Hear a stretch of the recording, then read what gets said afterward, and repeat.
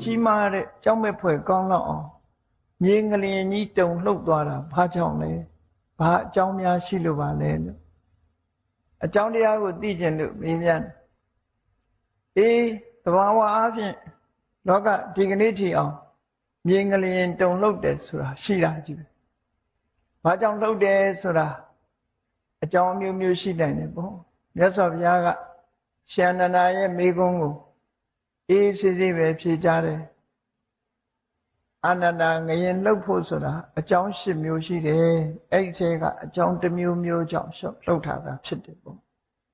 သူကသူလှုပ်တာမဟုတ်ဘူးဘာကြောင့်ပဲလှုပ်လို့အကြောင်းတစ်ခုခုတော့ရှိတယ်ခုခေတ်ဒီကြတော့အမျိုးမျိုးအဖြေထုတ်ကြမှာပေါ့ဘာကြောင့်ငရင်လှုပ်တယ်ဆိုတာအမျိုးမျိုးဖြေထုတ်တယ်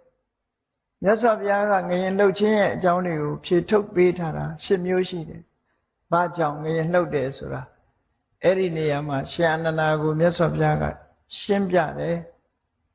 အထခောအာနန္ဒဟေတုမဟာတောဘူမိသလတ္တပါတုဘာဝါယကြီးမားတဲ့ငလျင်ကြီးတွေလှုပ်တယ်ဆိုတာဟာ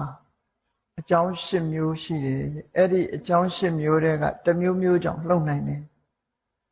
အကြောင်း၈မျိုးကိုမြတ်စွာဘုရားကရှင်းပြတဲ့အခါမှာသဘာဝအကြောင်းတစ်ခုကိုရှေးဥစွာရှင်းပြတယ်သဘာဝအကြောင်းတစ်ခုဆိုတာဘာလဲလို့ဆိုရင်ဒီကမ္ဘာမြေကြီးရဲ့တည်နေပုံကိုပထမရှေးဥစွာမြတ်စွာဘုရားရှင်းပြတယ်အယံမဟာပထဝီဥဒကေပဋိဋ္ဌိတာဟောဒီကမ္ဘာမြေကြီးဟာရေပေါ်မှာတည်ရှိနေတယ်နော်ကမ္ဘာမြေကြီးဟာရေပေါ်မှာတည်ရှိနေတယ်ဆိုတာစဉ်းစားကြည့်ပါဘယ်နေရာမှာပဲဖြစ်ဖြစ်ရေတွင်းတူးကြတယ်လေအဝီစီတွင်းနေတူးတယ်ဆိုတော့မြေကြီးအောက်မှာရေတွေရှိနေတယ်ဆိုတာပြောလို့ရတာပဲပြီးတော့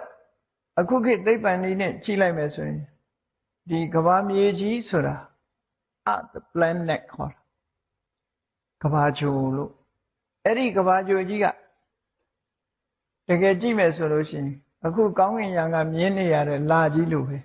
အဝေးကနေကြည့်လို့ရှိရင်အဲ့ဒီပုံသဏ္ဍာန်ပဲမြင်ရအရင်က